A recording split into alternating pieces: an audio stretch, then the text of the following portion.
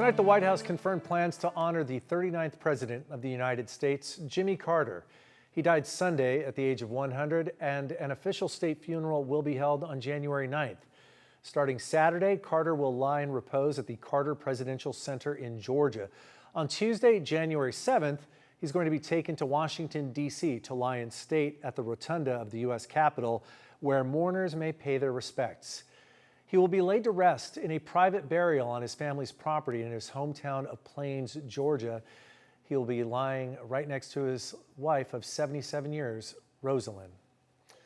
And President Carter's profound legacy of community service extends here to San Diego. Both Mr. Carter and his wife, Rosalynn, were active supporters of Habitat for Humanity, a nonprofit dedicated to providing affordable home ownership.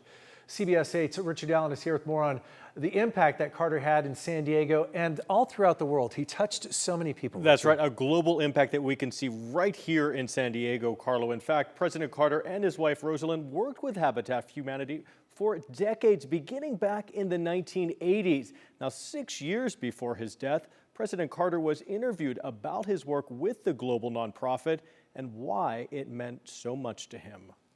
Mr. President, you are 94. It is nearly 94 degrees outside. What are you doing here? Well, I'm building habitat houses.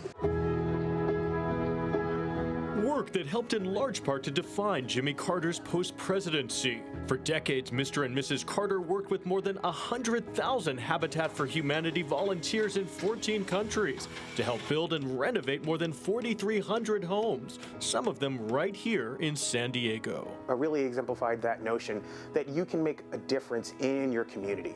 Kwafi Reed is president and CEO of San Diego Habitat for Humanity, which helps connect working families with home ownership, in part through sweat equity, volunteering to help build homes to secure your own. You get to put your hands on the site, you get to see the families who are going to get to benefit.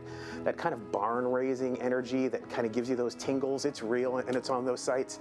And I think it's something that he got to experience 40 years ago when he started working with us and really wanted to help carry forward. In 1990, the former president and first lady paid a special visit to San Diego as part of a cross-border partnership to help build homes for over 100 families in San Diego and in Tijuana. And when you think about the fact that you have an ex-president and an ex-first lady who came to San Diego, came to Tijuana, and really tried to get the local community activated to help solve a problem, we think that's a real good example of really what his legacy is and what we want to keep doing here at San Diego Habitat. We're so proud to be part of it. We're still learning from his legacy. San Diegan Al Laharde is a Habitat for Humanity volunteer and partner who was able to afford his own house in Escondido through Habitat for Humanity.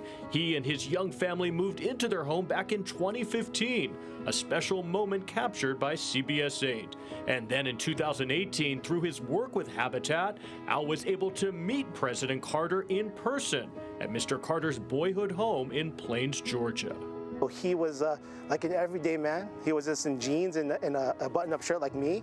Offering a rare opportunity to express his gratitude. It was a great experience to see him, to be able to tell him thank you, and then just to see that type of leader. An amazing leader, a perfect role model, a servant leader that I strive to be like every day.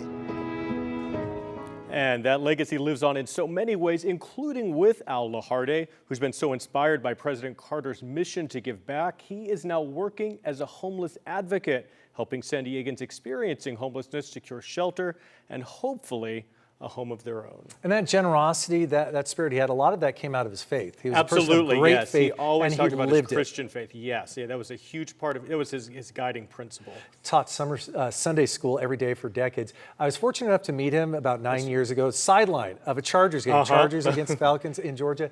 And I can just tell people he was the kind of gracious, kind person you see in interviews and things like that. It's how he was in person. I was kind of overwhelmed. He had that aura. It was really a joy to meet him. The man you saw is the man he was. Exactly. All right. Richard Allen, thank you so much. Thank you.